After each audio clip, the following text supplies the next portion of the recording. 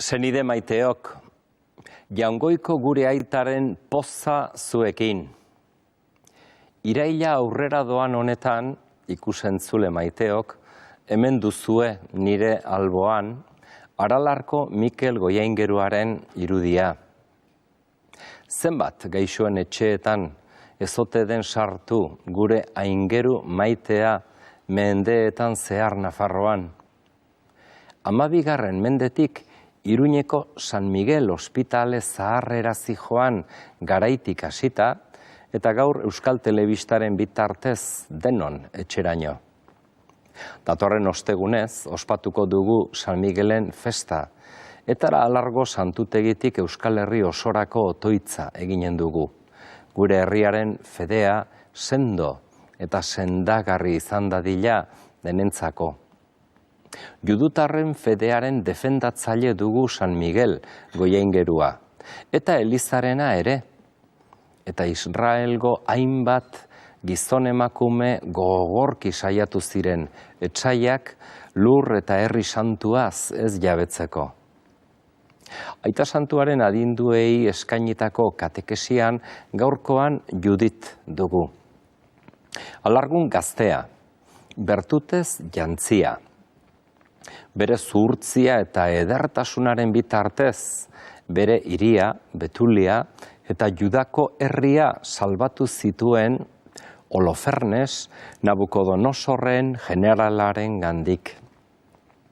Emakume bizkorra bai, eta era berean fededuna. Bere ausardiaren ondoren, bere hirira itzuli zen, eta han, zahartzaro luze batera iritsi zen. Eroitasuna ez da soilik, une garrantzizkoentzat izaten, etsaiaren bizia akabatzen denean adibidez.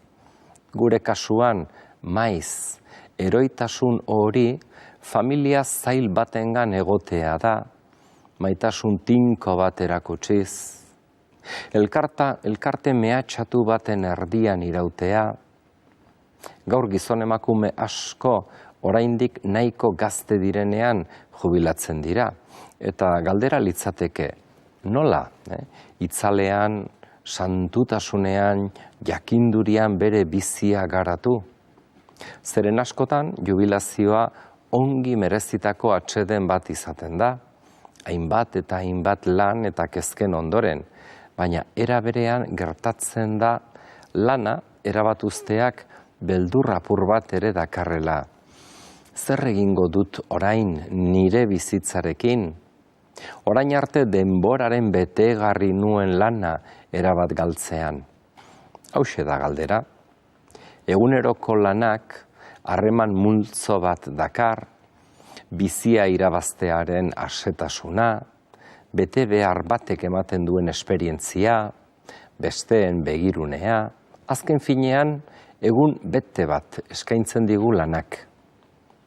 Jakina, bada ere bilobak zaintzeko konpromezu pozgarri eta nekagarria.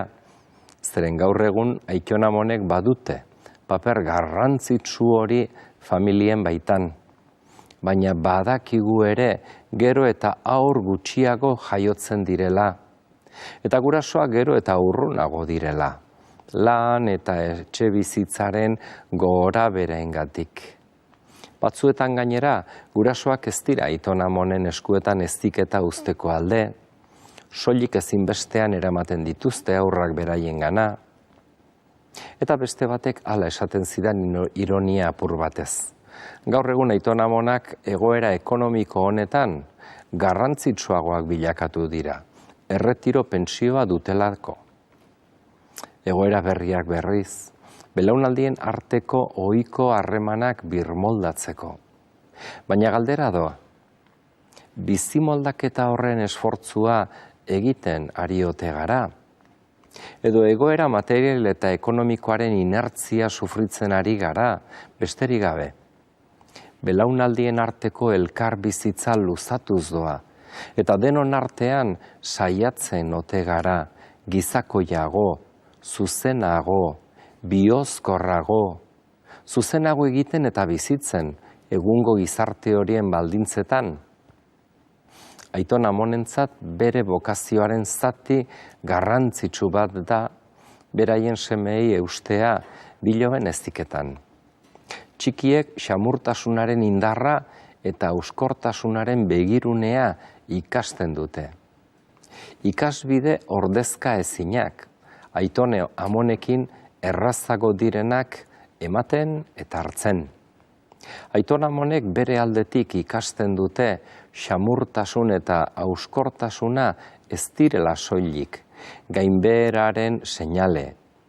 Gazteentzat etorkizuna gizakoiago egiten duten igarobideak dira. Indarra eta energia adoratzen dituen gizartean zein ongi datorkigu adinduen presentziak.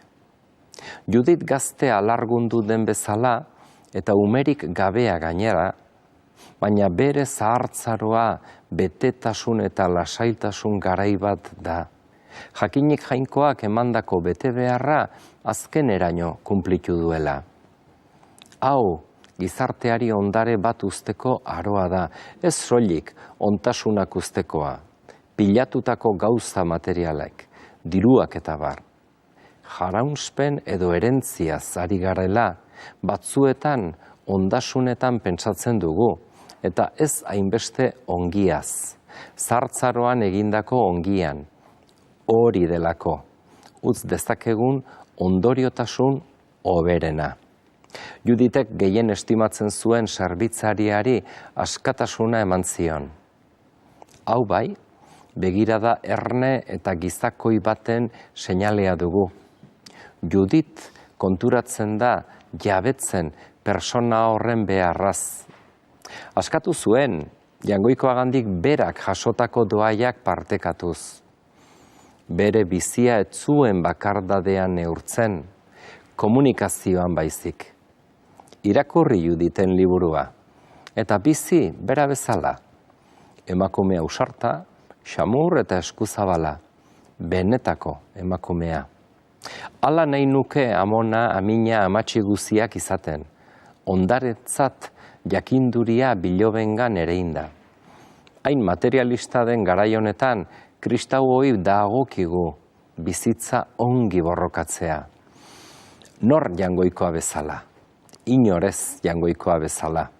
Hauxe da San Miguelen mezua eta bokazioa, eta gurea ere senide.